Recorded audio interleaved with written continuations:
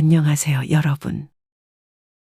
오늘은 마음이 따뜻해지는 이야기를 들려드릴게요.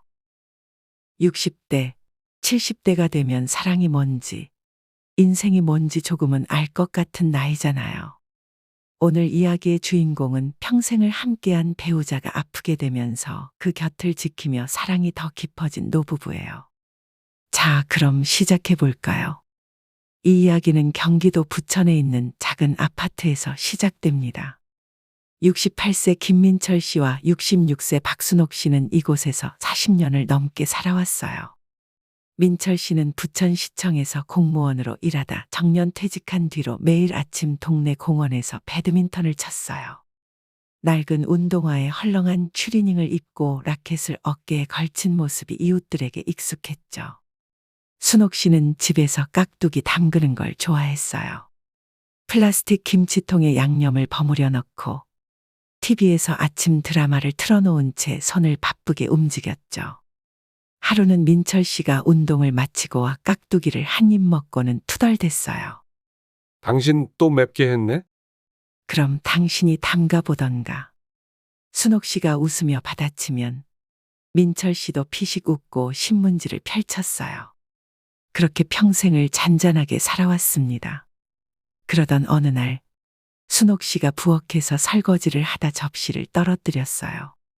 손이 떨려서 그랬던 거예요. 결혼할 때 어머니에게 물려받은 오래된 도자기 접시가 바닥에 부딪히며 산산조각이 났죠. 순옥 씨는 깨진 조각을 주우며 혼잣말을 했어요. 나이 들면 손도 떨리지 뭐. 그렇게 웃어넘겼지만 며칠 뒤엔 아파트 계단을 내려가다 다리에 힘이 풀려 넘어지고 말았어요. 계단 난간을 붙잡고 일어섰지만 무릎이 까져 피가 났죠. 민철 씨가 현관문을 열고 들어오다 그 모습을 보고 깜짝 놀라 달려왔어요. 당신 괜찮아? 어쩌다 이런 거야? 괜찮아, 그냥 좀 피곤한가 봐. 순옥 씨는 손수건으로 무릎을 닦으며 애써 웃었지만 민철 씨는 마음이 무거웠어요. 다음 날 부천에 있는 병원에 데려갔죠. 의사가 안경을 고쳤으며 검사 결과를 보더니 심각한 표정으로 말했어요. 파킨슨병 초기 증상 같습니다. 손떨림과 근육 경직이 특징인데 진행성 질환이에요. 민철 씨는 가슴이 덜컥 내려앉았지만 순옥 씨가 불안해할까봐 태어난 척했어요. 당신 약 먹으면 괜찮대. 걱정하지 마. 병이 시작되면서 순옥 씨의 일상이 조금씩 변했어요. 손이 떨려 숟가락을 제대로 못 들었고 아파트 복도를 걸을 때도 벽을 짚어야 했죠. 어느 날 아침 밥을 먹으려다 된장국을 엎질렀어요. 테이블 위로 국물이 흘러내리자 순옥 씨는 한숨을 쉬며 고개를 숙였습니다. 민철 씨는 이 모습을 보고 마음이 아팠어요. 늘 아침마다 된장국을 끓이고 거실에서 빨래를 개던 아내가 이제는 낡은 소파에 앉아서 창밖을 멍하니 바라보고 있으니까요. 저녁에 민철 씨가 조심스럽게 물었어요. 여보, 밥은 내가 할까? 순옥 씨는 웃었지만 표정이 좋지 않았어요. 민철 씨는 말없이 순옥 씨의 손을 잡아줬죠. 손이 차가웠어요. 민철 씨는 서툴렀지만 그래도 요리를 시작했어요. 부엌에서 쌀을 씻다가 물을 너무 많이 넣어 밥은 죽처럼 되었고 된장국은 밍밍. 순옥 씨가 한 숟가락 떠먹더니 웃으며 얘기했어요. 그래도 처음 치곤 나쁘지 않네. 다음엔 더 잘해볼게. 민철 씨는 머쓱하게 웃었지만 포기하지 않았어요. 거실에 앉아서 오래된 스마트폰을 꺼내 유튜브를 켰죠. 된장국 끓이는 법을 검색하니 할머니가 차근차근 설명하는 영상이 나왔어요. 물이 끓으면 된장을 풀고 멸치 육수를 넣으세요라는 말이 나오자 민철 씨는 고개를 끄덕이며 메모장에 잘 적어두었습니다. 며칠 뒤 다시 도전한 된장국은 조금 나아졌어요. 순옥 씨가 한 입 먹어보더니 말했어요. 여보, 된장국도 이제 잘 끓이네. 그렇지. 내가 할 수 있다니까. 둘은 웃으며 밥을 먹었어요. 그러던 어느 날 아침, 순옥 씨가 침대에서 일어나다 방바닥에 넘어졌어요. 다리가 풀려서 몸을 가누지 못한 거예요. 쿵소리에 놀란 민철 씨가 방으로 뛰어 들어갔어요. 순옥 씨는 바닥에 주저앉아 손으로 얼굴을 가린 채 말했어요. 당신, 미안해. 내가 이렇게 돼서. 민철 씨는 말없이 순옥 씨를 일으켜 침대에 앉히고 떨리는 손을 꼭 잡았죠. 그날부터 민철 씨는 순옥 씨를 더 세심하게 챙겼어요. 아침마다 약국에서 받아온 약을 물컵에 준비해 건넸고 손이 떨릴 땐 밥을 떠먹여줬어요. 순옥 씨는 처음엔 손을 뿌리쳤어요. 당신, 내가 무슨 애기도 아니고. 애 아니면 내가 이러겠어. 민철 씨가 농담하듯 말하자 순옥 씨도 결국 피식 웃었죠. 병원에 갈 땐 민철 씨가 순옥 씨의 팔을 잡고 천천히 걸었어요. 부천역 근처에서 버스를 타고 병원에 도착하면 대기실에서 순옥 씨가 물었어요. 당신, 내가 짐이 된 것 같아서 마음이 무겁다. 짐이라니 당신이 없으면 내가 뭐 먹고 살아. 민철 씨는 웃으며 대답했지만 마음 한구석엔 두려움이 있었어요. 순옥 씨의 손떨림이 점점 심해지고 다리가 더 자주 풀리는 걸 보면서 이 병이 어디까지 갈까? 내가 끝까지 버틸 수 있을까라는 생각이 떠나질 않았죠. 시간이 지나면서 민철 씨는 순옥 씨를 간호하는 게 단순한 의무가 아니라는 걸 깨달았어요. 어느 날 밤, 순옥 씨가 잠이 안 온다고 거실로 나왔어요. 여보, 잠이 안 와. 민철 씨는 주방에서 오래된 주전자에 물을 끓여 보리차를 탔어요. 낡은 찻잔 2개의 보리차를 따르고 둘은 소파에 앉아서 창밖으로 보이는 공원의 야경을 바라봤죠. 가로등 불빛이 살짝 흔들리는 게 보였어요. 순옥 씨가 조용히 물었어요. 당신, 나 때문에 고생 많지?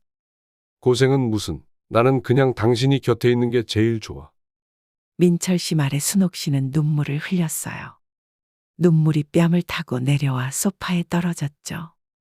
민철 씨도 덩달아 눈가가 촉촉해졌어요. 40년 넘게 같이 살면서 이렇게 솔직한 말은 처음이었거든요. 민철 씨는 순옥 씨의 손을 잡고 다시 말했어요. 당신 괜찮아. 우리 평생 함께 있으면 되지. 순옥 씨는 말없이 고개를 끄덕였어요. 또 하루는 순옥 씨가 침대에 누워 이야기를 꺼냈어요. 당신, 옛날에 우리 만날 때 생각난다. 우리 20대 때. 민철 씨가 부천역 근처 작은 분식집에서 순옥 씨를 기다렸던 날이 떠올랐어요. 그때 민철 씨는 주머니에서 싸구려 반지를 꺼내 순옥 씨에게 내밀었죠.